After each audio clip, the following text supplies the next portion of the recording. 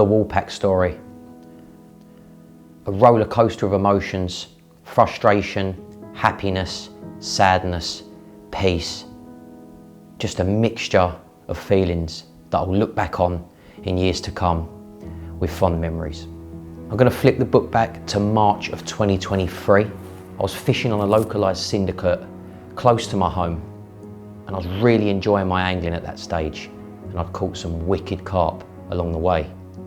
Don't get me wrong, they weren't massive carp, but they really were special carp. Carp that could sit quite comfortably in most well-known syndicates across the country, I'd say. I thoroughly missed the place, to tell you the truth, but like all good stories, chapters finish and new ones start, and that's just what happened here. In hindsight, I'd probably say I started my first season up in Cambridge a tad early, but the thing is, when a ticket like the Woolpack comes up, your mind starts dreaming real crazy, and I just couldn't wait to get started. I remember my first session like it was yesterday. I pulled into the car park and the weather was bleak as hell. We'd had a really savage winter of 2022, and it leaked far into 2023. Miserable, wet, cold and windy. As you can imagine, I was filled with energy. I made a couple of laps around the lake looking everywhere for signs of carp, but unfortunately I didn't see any, so I merely had to go on the weather front that had been presented to us. I remember it being a southwesterly wind that had been trickling down into the slimmer end of the lake for a good day or two, but I thought if I position my rods effectively, hopefully I can intercept one that might be on that wind.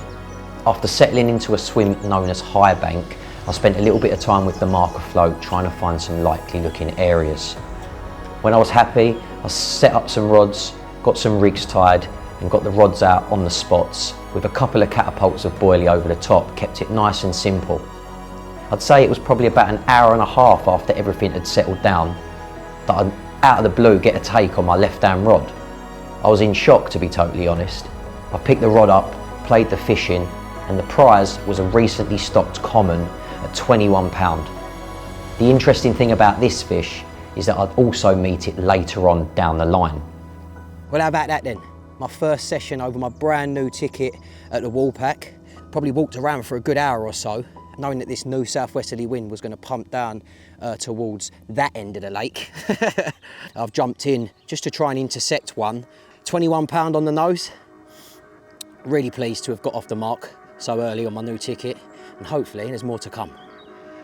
As you can imagine, I was quite happy to have got off the mark so quick. Nailing a carp on your first session is always going to fill you with confidence, and it did so for me. I left the lake full of anticipation, but soon realised that things were not going to be as quite plain sailing. In a nutshell, my first season on the Woolpack finished before it had even started. Well, that's at least how it felt to me at the time.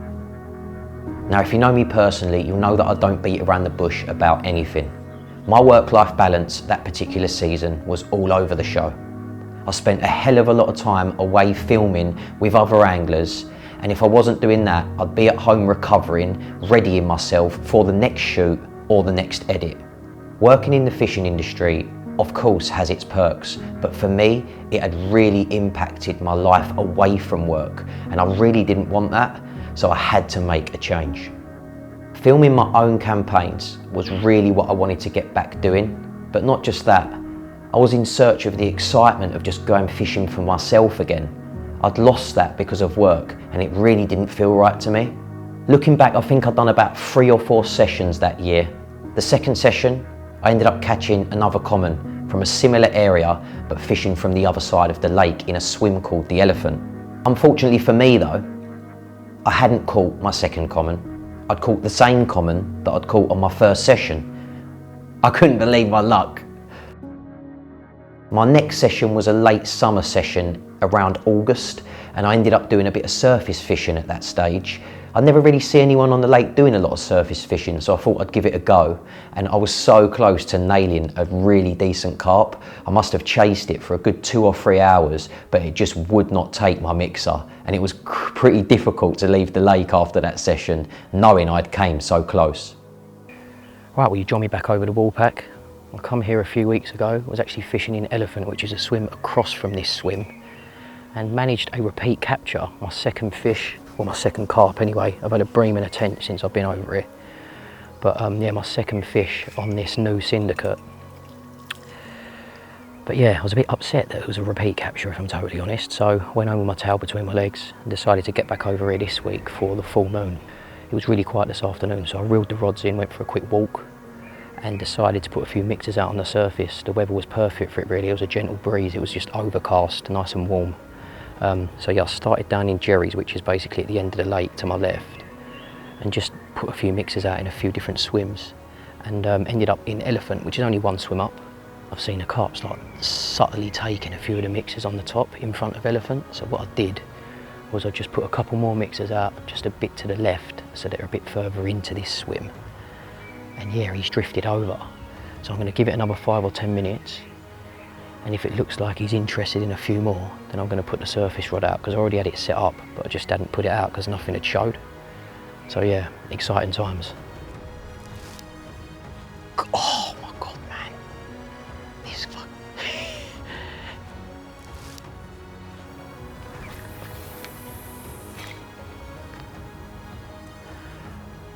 Well, this same carp has been teasing us for about 15 minutes.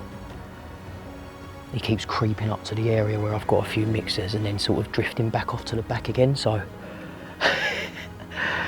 it's always difficult. I've got itchy feet, as you can imagine. Just want to be close to it as possible at all times, but at the same time you've got to be mega patient. The rod's probably only been in the water about 5 minutes. I spent about half hour drifting it over to this side, which I'm pleased about, but he's not showing as much as he was when he was there. Right, be patient, Rick, put this down.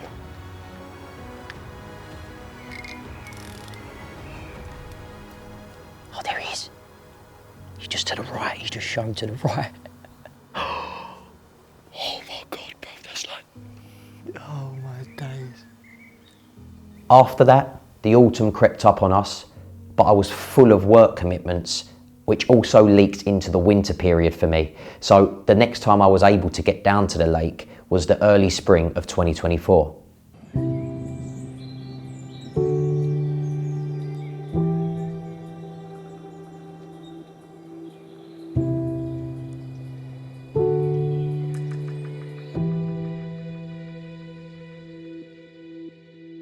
I remember saying to my missus at the time that if I was going to renew this ticket for a second year, I really needed to spend some time at the place during the spring and autumn periods. I've been through a pretty tricky time with work at the beginning of 2024, and my head really wasn't in going fishing, not to mention that I didn't have a vehicle either at that stage, so I was unable to really get to the lake as well, so fishing was not at the forefront of my mind. It was horrible actually thinking back about that period. I just felt like nothing was going right for me, and I was in a pretty dark place, I'll be honest. A close mate of mine managed to secure a ticket on the lake that year, and after a bit of chat over WhatsApp, he convinced me to go and do a session with him to try and reignite the fire. That session really felt strange to me. Not only did I feel like I was out of tune with fishing itself, but I also felt massively out of tune with the lake. I decided to fish 3 zigs that particular session, but I've got to say I did not feel confident at all. The weather was mega cold with some proper bitter southwesterly winds, some of the coldest southwesterly winds that I've ever fished in, and yeah, it just didn't feel great for a bite. I remember thinking at the time as I sat in my bivvy that the carp are probably all laughing at me up the other end of the lake. It was that cold. But how wrong was I? In the early hours of the last morning of that session, my left-hand rod absolutely melted off and I was hooked into another carp, this time an angry one. The take was savage, and I remember running out of my brolly just in my boxers, picking the rod up, and as soon as I realised that I was hooked into another carp, I also realised that I'd left my glasses in my brolly, which was going to be a problem. Thank God the sky was moonlit, because if it wasn't, I think I probably would have lost it. I had to use that light source to sort of guide the fish and work out where it was, because I could hardly see anything. After a pretty savage battle, I eventually slipped the net under the carp, and I remember sitting down on the floor, holding the rod in my hand, feeling quite emotionally numb. It was a really strange experience.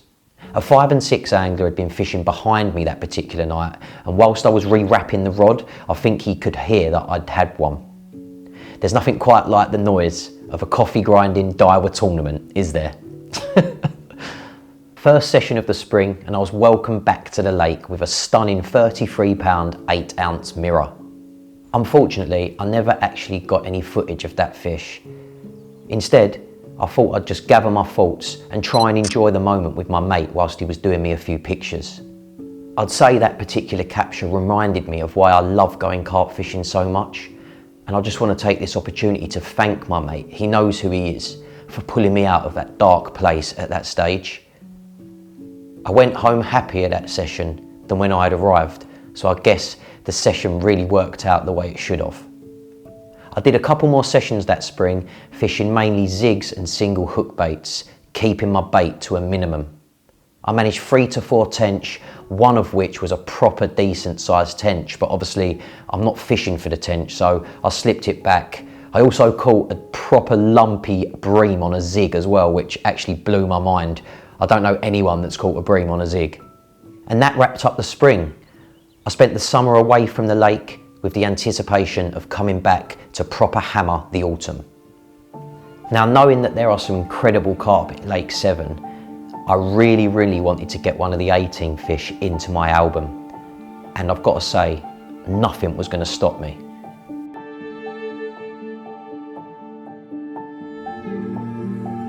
September that year came round fast, and I remember feeling like I was absolutely raring to go. My fishing mindset was exactly where I needed it to be, and on top of that, I also had a week European trip set up with one of my mates as well, so things were feeling really good. Now, for the next couple of months, I was going to be dedicating a few nights a week to get up to Cambridge and do some sessions in between my 9 to 5 job. This is a lot easier said than done. I'd be packing up at first light a lot of the time, travelling 55, 60 miles, which can take me anywhere from an hour and 10 to 2 hours depending on traffic, getting home, having a shower, and then heading up to the city for work. So by no means easy, extremely tiring, both mentally and physically, but there was nothing that was going to stop me achieving my target, which was at least getting 18 fish under my belt. I spent a bit of time finding some new zones where I could effectively apply a bit more bait than what I had been doing previously, just really so that I had a sort of couple of areas to fall back on if I couldn't find any showing fish. I've got to say, I do sometimes think that we are mad, us carp anglers.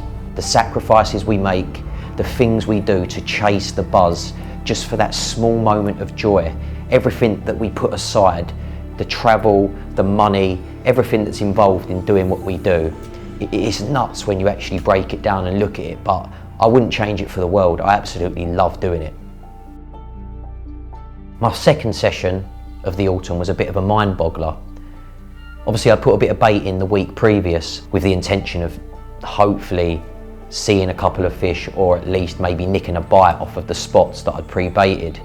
didn't exactly work out that way. Well, not entirely. I did have a tench, which did fill me with some confidence, but apart from that, the session was pretty slow. I'd spent 2 nights in that area, and I thought for my last night, I'm gonna just have a walk around and see if I can see anything really and make a move. And I've got to say, that's exactly what happened. I walked round to a swim called Jerry's, which is, you kind of feel like you're fishing in your own sort of lake in that swim. That's how I felt in there. There's a few times I've fished in there. But yeah, I was standing down there the last afternoon of my session, and out of nowhere, I see a carp show, followed by another, and another, and another. Well, it didn't take me long. I've sprinted back round to my swim, packed my gear up, and got everything back round there as soon as I could. When I arrived back, the shows had stopped. So I'm standing there scratching my head thinking, what's going on? But anyway, the evening soon arrived, as it does on your final nights fishing a lot of the time, and they turned back up.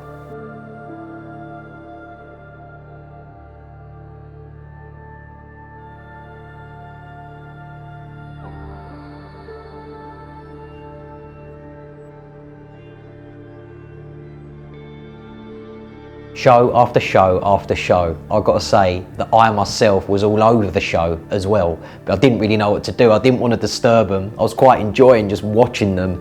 But yeah, at the same time, I wanted to get some rods out in and amongst them. So quietly and effectively, I set up 2 zigs and cast both of those rods out to the left towards the showing fish. And then I also set up my 3rd rod on a hinge rig and just fished it out to the right down the set of along a margin where there's a set of reeds. I've got to say, I felt mega confident that night and went to bed full of anticipation.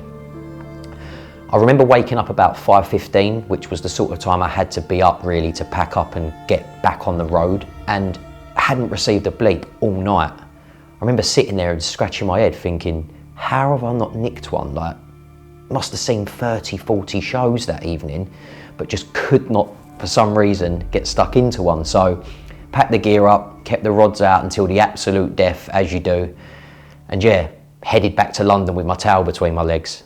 The next session started off really poorly. I got stuck in a lot of traffic on the M11 up towards Cambridge, and sometimes it can be really problematic. You know what it's like when you're itching all week to go and you finally get on the motorway and you hit a set of traffic. And it's just a pain in the arse. But yeah, finally got to the lake, but before going into the complex, I decided to quickly go and grab something to eat. So I popped down a local chip shop, grabbed a box of chips with the intention of doing a few laps when I went into the lake. I ended up getting to the lake about 8 o'clock, and to my surprise, no one was there. Not even Callum, the full-time bailiff at the time, who spent a lot of time on complex. Yeah, so I've entered the gates and thought, blimey, it's a bit quiet. Done a lap and obviously ended up down in Jerry's again whilst I was eating my dinner. Stood down there for a good 30 minutes or so, but nothing showed, so continued my lap round, and I ended up back up the other end of the lake in a swim called the South Bank. I was standing there for, I'd say, 3 or 4 minutes maybe, and 1 shows. Well, at that point, that was all I needed to see. I wasn't very far from the car park, so I headed straight back to my van, grabbed my gear, and got back round to the swim as soon as I could. Everything went really smooth that evening. I think I remember getting into bed probably around the 11 o'clock mark and falling straight to sleep. It didn't really feel like I'd been asleep for too long. I'd say maybe 45 minutes to an hour, but what I can tell you is that I must have been in a deep sleep, because when my right hand rod pulled up tight and ended up melting off, I took a while to get my bearings. I think I was caught up trying to get my rod out of my rod rest, because I used the Jag lockdowns, which by the way are an exceptional bit of kit that I would thoroughly recommend to anyone, especially if you snag fish. But yeah, the rod was stuck in the lockdown and I couldn't get the latch off. Eventually done it, and yeah, I was hooked into another carp.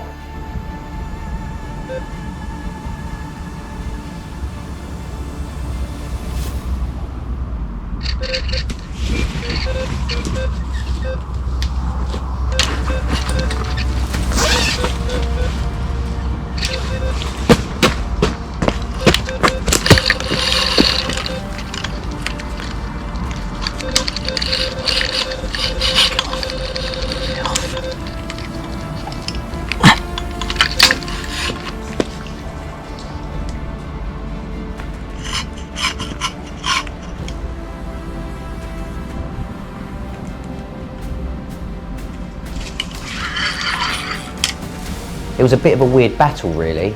I'd feel like I would be gaining on the fish and then all of a sudden it would just surge left and peel braid from the spool. And it must have done that about 3 or 4 times. I got into my waders, slipped down into the water's edge, and in the edge of this lake, it's mega silty, the lake anyway, but like in the edges at certain times of year, the silt can be quite soft. So I remember sort of sinking slightly into the silt and pushing my way out into slightly deeper water. I played it for a good 5 or so extra minutes and eventually managed to get it in between my rods and slip the net under it. And I let off a massive sigh of relief because I could tell when looking in the net that it was a decent fish. I stacked my landing net immediately, worked my way out of the lake and took a good 10 minutes just to sit there and let it sink in. There was a set of shoulders in my landing net and a carp that a lot of people wanted to catch. I was rushing, like I was absolutely buzzing. Hello. Full moon at the Woolpack. I've got a nice one in the net. A very nice one. Get in there, play. Get in there. Come on. Look at that. I called Callum, weirdly. I don't actually know why I did call him because, as I said earlier on, he wasn't at the lake, or at least I didn't think he was, but I must have missed him because when I phoned him and told him that I had it in the net, he told me that he was on site. And I was like, oh mate, I'm so pleased that you are because I'd really like some wicked photographs. And I've got to say, he done me proud. I'd say that the pictures he got for me of that fish were probably some of the best night photography images that I've seen. So thank you, mate. Like, I look back at those pictures and smile every time. It was an incredible moment shared with someone that I've got a lot of respect for. Yeah, I'm covered in slime.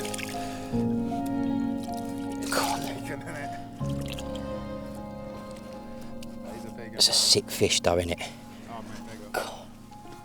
Come on in, mate. Come on in. Right. Just... Is that good there? Yeah? Yeah? Well, look at that. It's the start of the autumn at the Woolpack, and my last bite was probably the beginning of April. And let me tell you, I put some serious work in the last 3 or 4 weeks. With work going on, I've got so much going on in my life as it is, and just finding time to come up here is always tricky, but I've put the effort in, and I'm doing an overnighter at the minute. My right-hand rod tore off about half hour ago, and I've managed my first original at the Woolpack. Get in. It's the Sutton at £39 dead. I'm so happy, man. I got Callum here ready to take some pictures, but I thought I'd just quickly show you it. And yeah, this is what we come to Cambridge for. Come on! Get in there. Thank you very much. Right, we're gonna get a couple of pictures, and I'm probably gonna be up all night, so. Yeah, wicked. Thank you, mate. Oh, mate, it's heavy.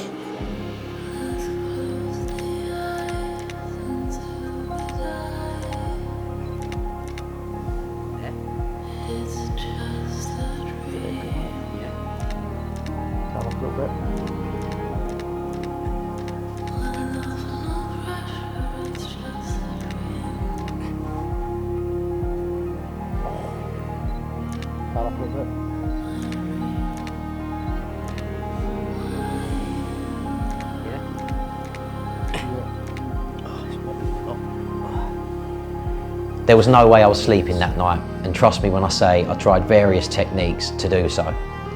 The target that I was trying to achieve during the autumn had been met, and yeah, the rest is just amazing.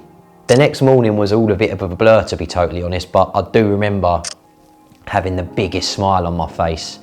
I sat there, drank a coffee, watched the sunrise, and it was an exceptional moment of my angling. I really, really enjoyed that session. In true Woolpack fashion, I reeled in at about 11:30 and had agreed to go up the pub with Callum for a beer just to celebrate.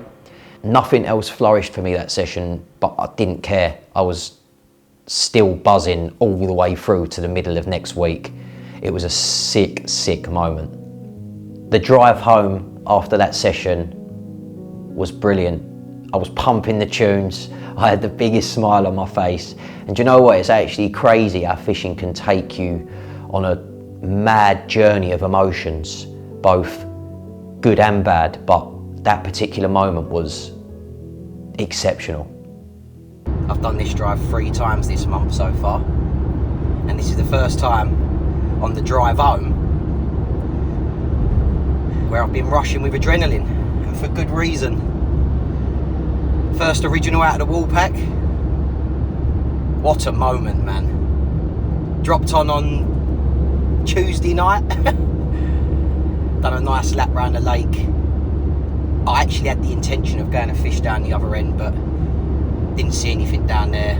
Sat in a swim for a good 25-30 minutes actually, because I did feel like it was good down there, but just didn't see nothing.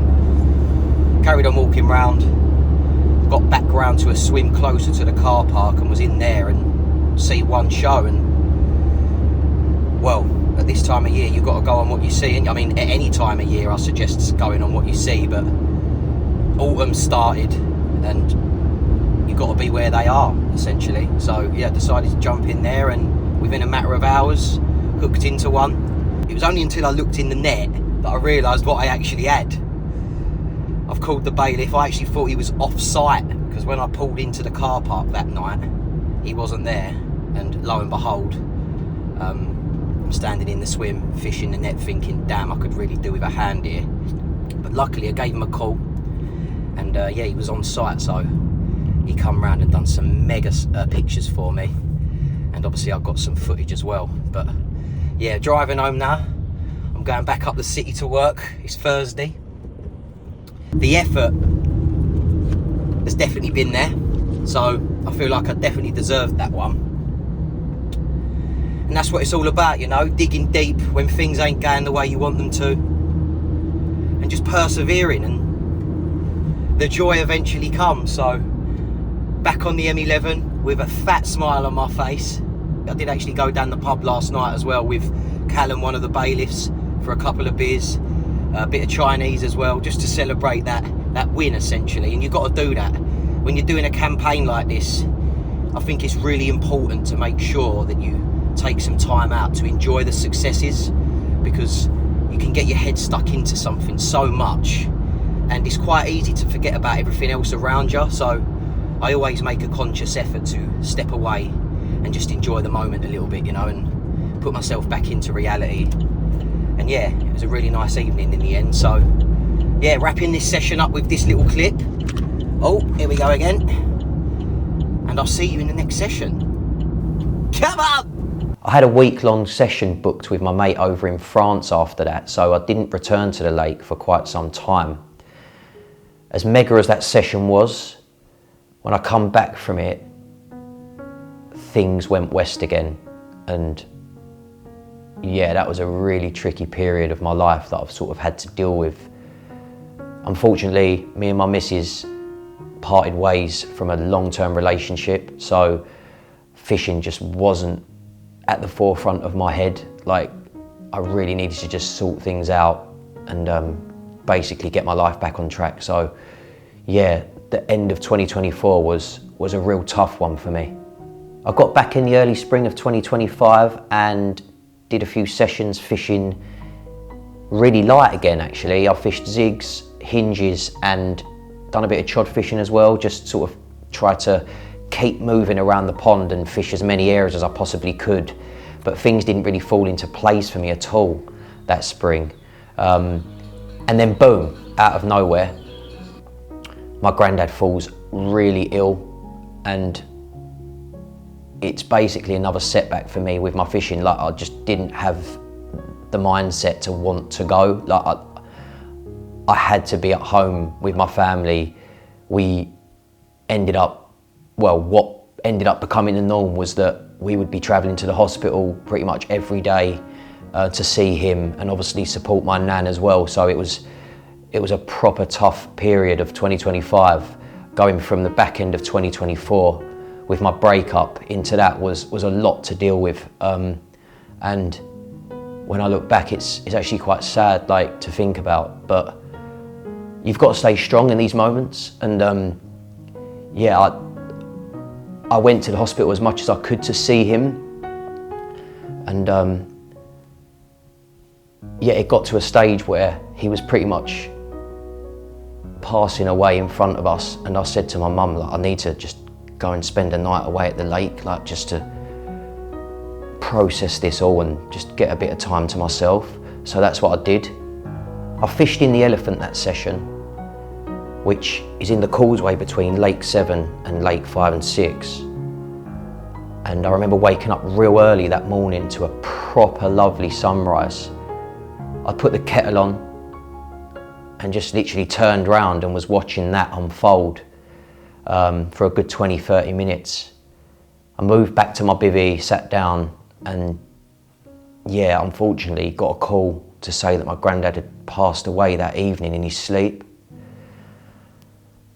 We all deal with things differently in life, and I've got to say that there was an element of guilt of me being at the lake, but that's just what I needed to do in that moment to be able to process everything and deal with the situation. So as much as I feel guilty about it, I know that my granddad knew how much I loved being at the lake, and I'm sure that he would have preferred me to have been there instead of sitting there crying over him, which is really hard to like say because he was such a brilliant man to me, so it's really difficult to sort of talk about this. But yeah, I got the news on the phone call. Obviously took some time to deal with it in my own way, and then packed up my stuff and headed home. But the interesting thing was that during the sunrise moment, I'd taken a picture of it because it just looked brilliant, and I sent it to my mum, and she said, I've shown my mate. She'd shown it to her mate, and basically in the image, like there's like a set of clouds that sort of like look like a stairway, and her friend had said to her, blimey Bev, like that looks like a stairway to heaven, like if you actually look at it. And when my mum relayed that to me, like it was just such a touching moment for me, because I felt like he was there at the lake with me, like when that happened. And I'm glad that I took that photograph and I hold that close to my chest. So yeah, as you can tell, the Woolpack has been a roller coaster of emotions for me over the last few seasons. The last few months I've spent a bit of time on Lake 8, and yeah, I got a bit of time off before Christmas, so dedicated a session to Lake 8 and actually managed to catch a proper cool 32-pound common by the name of Olive, which was a really nice touch just before Christmas Day. So